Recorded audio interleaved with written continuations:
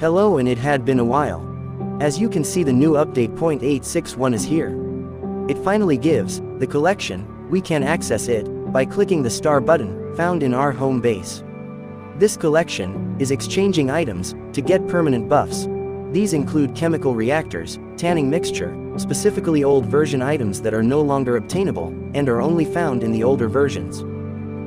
The vintage items can give -50% crafting time. We have spoons, watches, common items and seasonal buffs that need items from events. You can tap the required items to see the descriptions.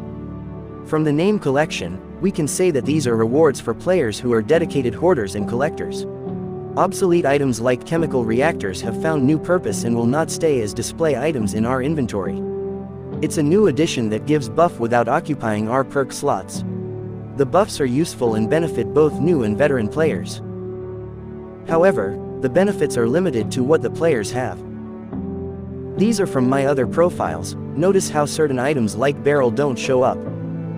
Sure, this profile will never have that -50% crafting time, but the buff from common items would just suffice.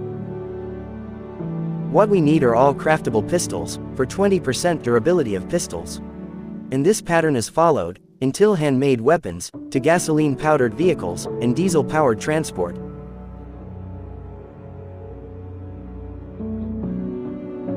Home Sweet Home needs items that are still present. What I like about the collection is that it lets the players make the choice.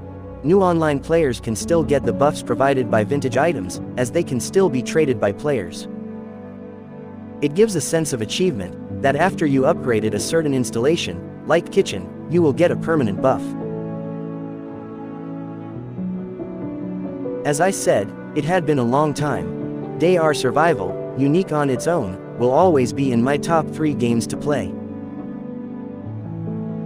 I am not a fan of real-time crafting, but if we look at its positive impact, I can list a few. We are now able to craft while chatting and hunting in-game. Casual players can still be making some progress without staring at the screen 24/7. Yes, the old version is peak. Some may say that it's already perfect, before the settlement update, before the real-time crafting. There's always someone saying the game is now pay to win. I myself don't use that term in a game with no PvP. Sure, we have pay-to-own items, but there's always a better or close to that item that can be obtained through grinding. The game had been around for a good number of years, yet with every update, it is always met with a backlash. I myself is guilty for that. Then realized that Day-R is generally free to play. We have games now, specifically MMORPG, that has a whole company behind it, now shutting down servers. Day-R has 12 online servers, separated by language. The player count doesn't show up, but we can make a guess as to how many are online in each, by the interactions in the chat box. Looking at it, I'm impressed as to how this game rather improved, and kept making constant events. Here is a question: are the developers really getting greedy? Or the players are just getting more demanding? Let me know in the comments section. As always, thanks for watching. Yeah, this is one of my abandoned settlement runs, for those who are curious, in how I fight with 800,000 radiation.